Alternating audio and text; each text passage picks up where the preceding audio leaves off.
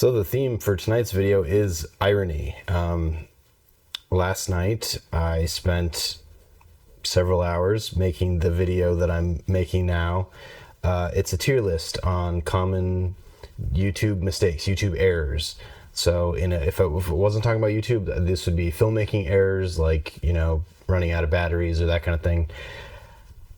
This is YouTube themed, and when I did it last night and I put the footage into my computer, I realized I didn't record my screen correctly on OBS, so I didn't actually have my tier list going. So this is going to be a tier list video of just YouTube stuff that I see all the time that are errors, that I make most of these mistakes. A couple of these I don't actually make because of how I make my videos, and I just don't do that kind of editing. But yeah, so let's just jump into the tier list. So we got S tier, the worst of the worst.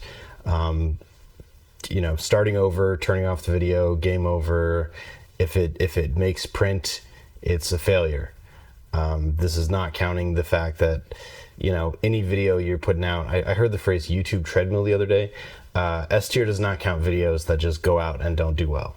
These are like videos that you actually screwed up on or you didn't finish the video.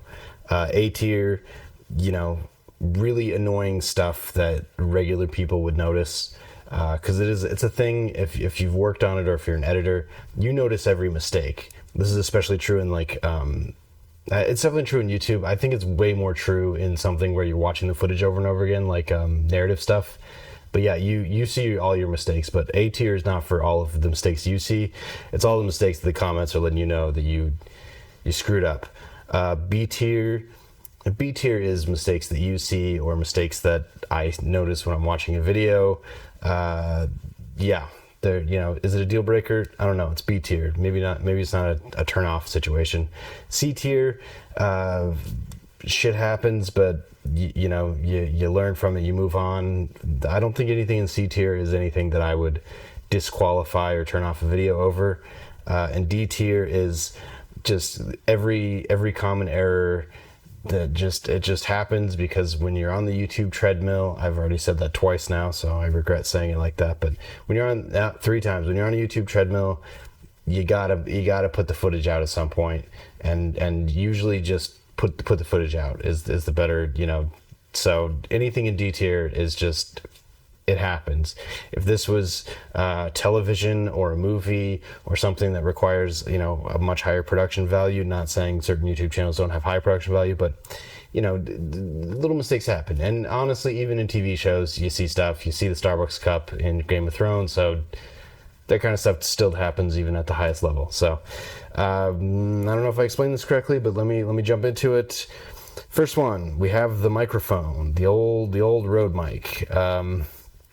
This one, checking my notes, is forgot to turn the mic on or plug the mic in, or sound didn't record. Happened to me, happened to you, happens to me a lot. I suck at sound anyway, but yeah, I do this all the time. Is it a deal breaker? Yes. Yeah. I mean, I know we're starting with S tier, but if the sound didn't record correctly, you gotta start over. So it's a starting over situation.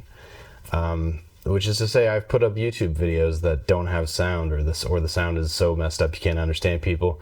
Every so often I'll come across a video where the sound's super terrible, but as long as it's something where that makes sense, like I watch a lot of tractors getting stuck, getting pulled out by other tractor videos, and if the sound's screwed up, it is what it is. But hey, if the mic didn't turn on, you pretty much got to start over.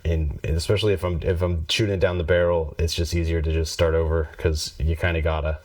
I think I've experimented a couple times of just voiceovering or trying to match my talking, but it ain't worth it. Anyway, S tier. If the mic doesn't turn on, you're starting over, just like the camera didn't turn on. Next one up, I'm very orange, so white balance, screwing up the white balance. I'm a colorist, so I both care about white balance, but I also don't, because I like to color grade my footage, as you may have noticed on this channel. So the incorrect white balance is not a life or death situation for me. I tend to mess with the color grade anyway. Furthermore, even looking at this yellow version of me right now, if you're watching a lot of like really stylized movies and TV right now, if you're inside under sort of amber lights, this is kind of what it looks like. And so it's actually like a choice. So without going too deep into the weeds, messed up white balance, I either fix it in the edits or I let it be for artistic reasons. I don't find the white balance being a problem. I'm trying to think of an example of what I've seen in recent time where the white balance is like catastrophic. I notice weird color shifts in like HGTV shows when they're like in the house because the camera operators just didn't have time to fix it. But as far as YouTube goes, I don't care what your white balance is. It's a camera setting, but it is what it is. Next up, missed focus. So my face is blurry. I miss focus all the time. The chances of this being a missed focus are not zero because I'm not wearing my glasses and my monitor's kind of far away. So there's a very good chance I'm going to have to start over again. Hopefully, if it's out, then hopefully I didn't miss focus. But yeah, do I blow focus? Yeah. If the whole video is out of focus or if the person is out of focus for the whole video, that might be a deal breaker. That might be a start over or a turn off. But if it's like somebody's on autofocus and it jumps around, I just think that's part of YouTube, honestly. I now have a camera that does do autofocus, but I still don't trust it because once I see it jumping, it completely throws me off my game. So I usually just manual focus anyway, especially because I'm just sitting, so there's no reason to autofocus. So I'm gonna say B tier in that I notice it, but it's not really a deal breaker unless the whole thing is out of focus. And usually if whoever's doing the video, me or YouTubers, mess it up that bad, they start over. So, yep, moving on. Camera stopped. This means dead battery. This means for my Blackmagic, my memory card dropped a frame and it automatically stops recording, or just weird stuff. I'd say every camera I've owned has stopped for reasons that I don't know, at least once, ever. My phone is, if I'm really scared to record stuff on my phone because I'm afraid if I get a text or something, it'll stop recording. I don't actually know if that's true with this phone because it's a newer phone, but yeah, so camera stopped. Is it game over? I'm gonna say no because I'll watch like tea YouTubers or news YouTubers, and they'll halfway through it'll just say our camera stopped, but here's a voiceover of us talking or whatever. That's the way around it, and that's classic documentary stuff. Every time in The Office, the show, somebody gets off screen or somebody goes into a room and closes the blinds, you just hear the audio from the mic packs, and I buy it. Be it a whole video of that, I don't think so, but yeah, the camera stops. It's just I'm lousy about charging my batteries. Yeah, it is what it is. My cameras die a lot. I'm trying to think the last time my camera died. A couple weeks ago. So it's pretty bad, but then you just gotta start over and fix it. So, but as far as clicking away, I don't care. Next one up. This is a specific to YouTube thing, and this is one where I don't know that I've ever done this, but it's me, double me. It's saying the same line twice. Like you say a line and then you take a pause and then you say the same line again, which is how a lot of YouTubers do their A-roll, do this. I don't, because I don't have a script, because I can't line read because I suck. And also I don't usually write my script because I can't line read because I suck. But I'll put that there temporarily. Check my phone. This seems to be unique to YouTube, I feel like, because if news people did it, I would tear my hair out. But I also don't watch news because it makes me tear my hair out anyway. I hate the news voice. I hate news presentations. I hate the whole thing. I hate the news voice. That's a neither here nor there. But yes, somebody goes, and this is how you do this, and then there's a pause, and then they say, and this is how you do this, and clearly they meant to cut that first chunk out and keep going, but they missed that in the edit. I see tons of big channels do this all the time.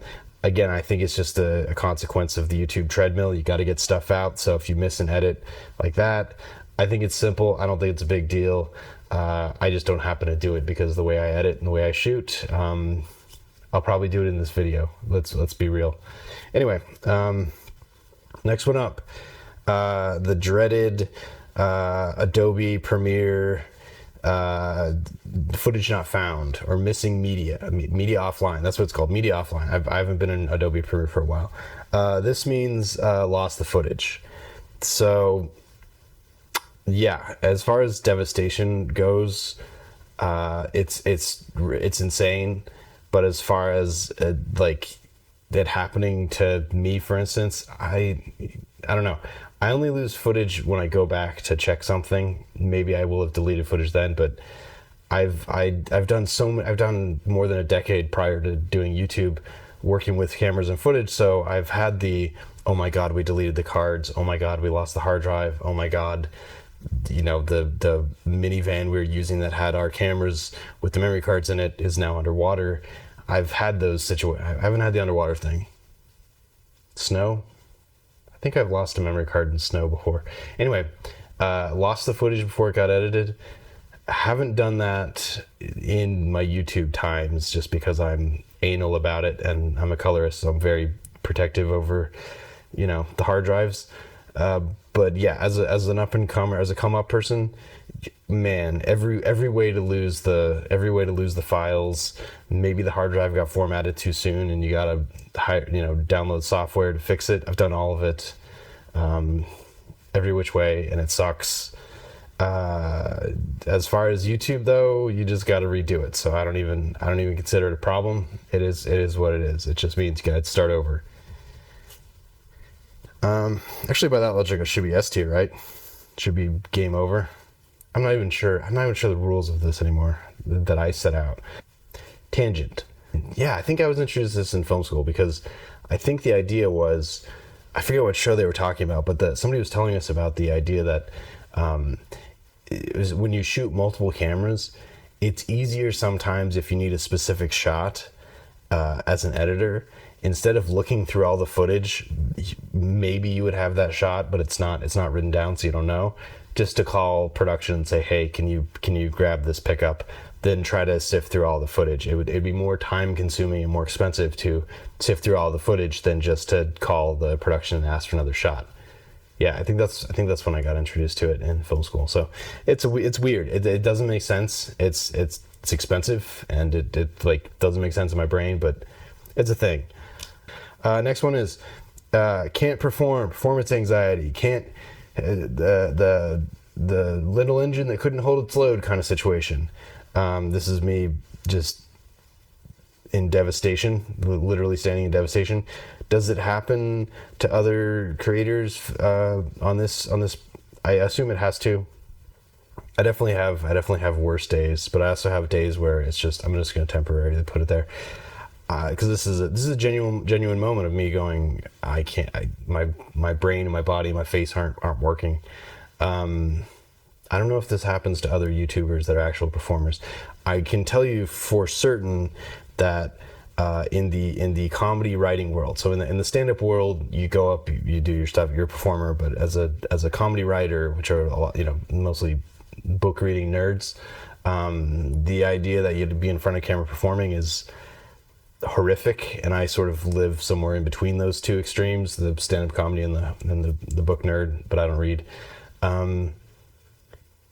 If I hit the wall and I can't perform, I've discovered I just got to walk away and come back in a couple hours or the next day or something, because it's not gonna. I've never successfully pushed through it and then looked at the footage afterwards and been like, boy, I'm glad I pushed through it.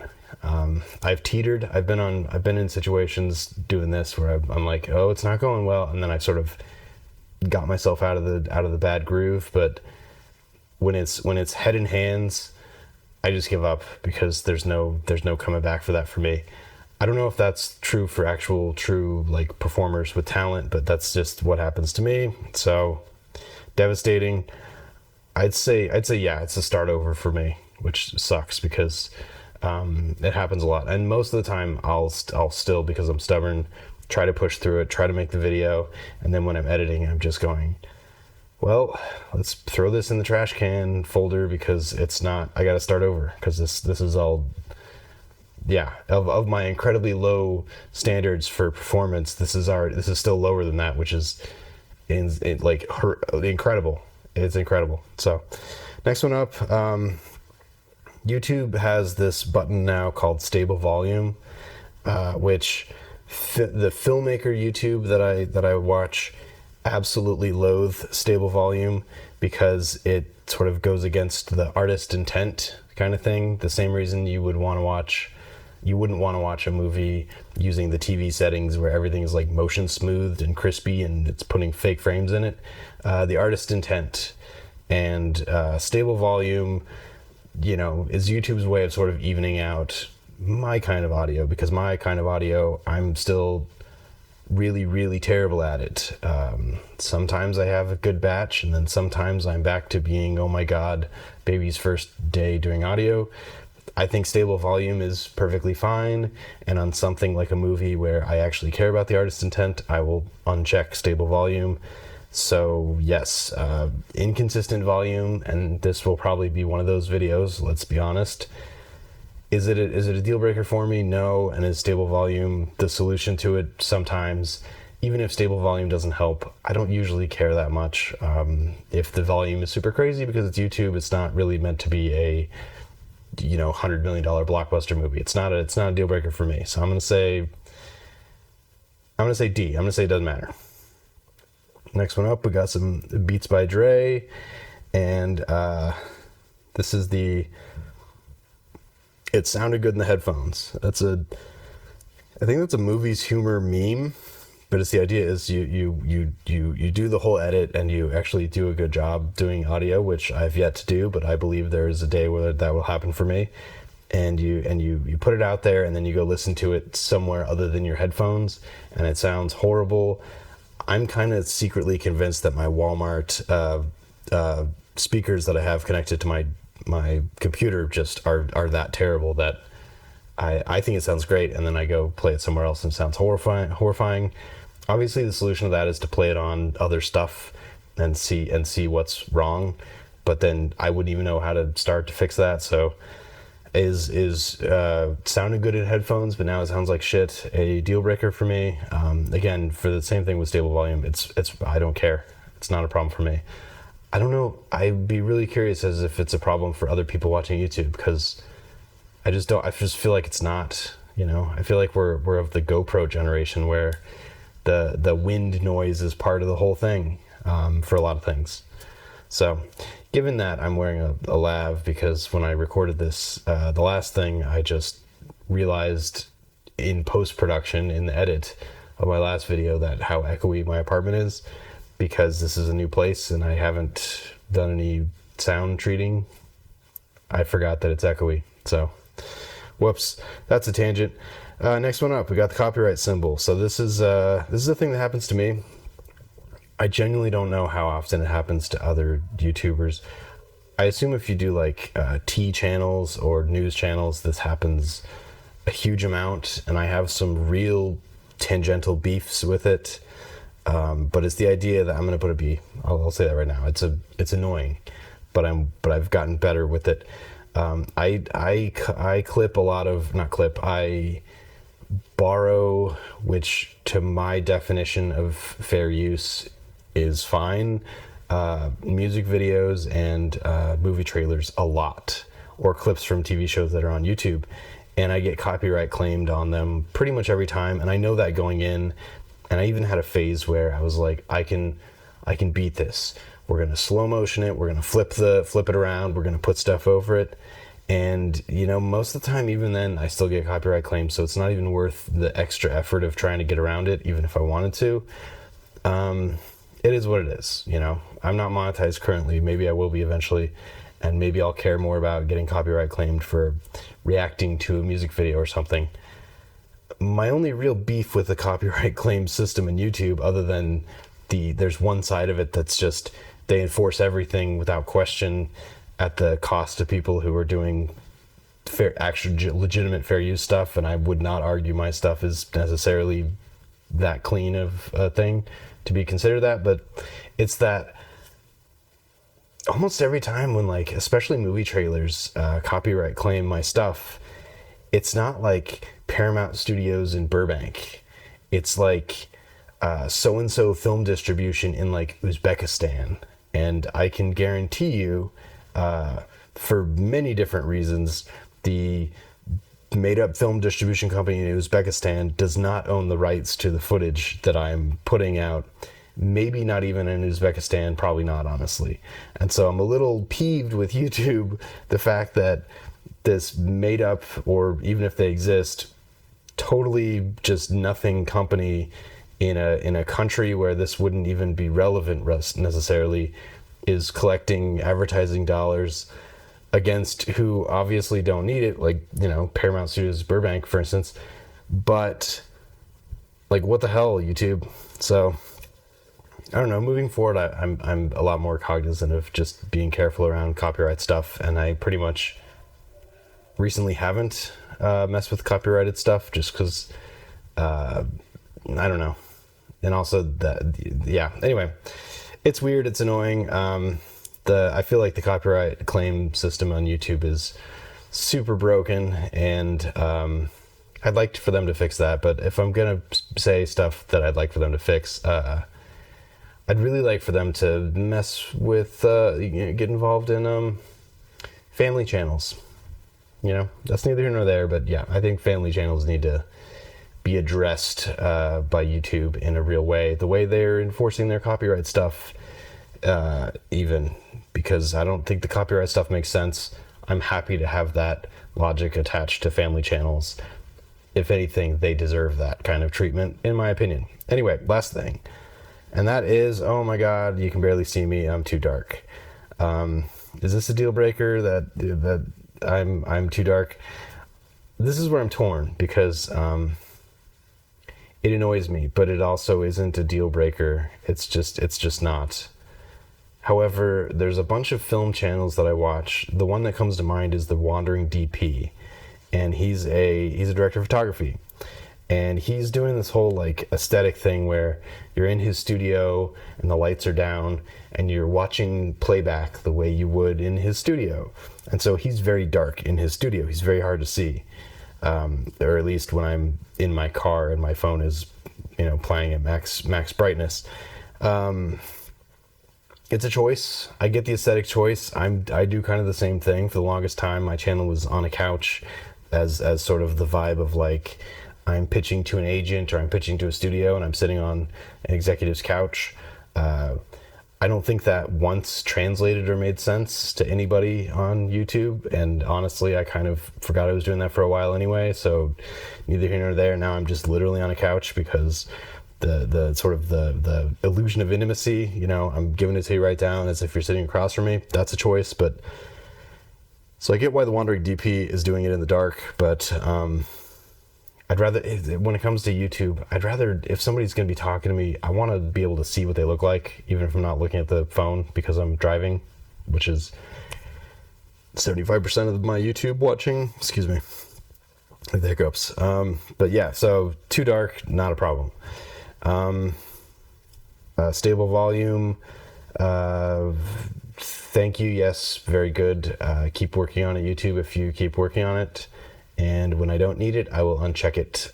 But I think it would be crazy for you to watch this stuff of me and not turn on stable volume because I am ass at sound. So, okay, that's what it is. Do you disagree? Do you agree?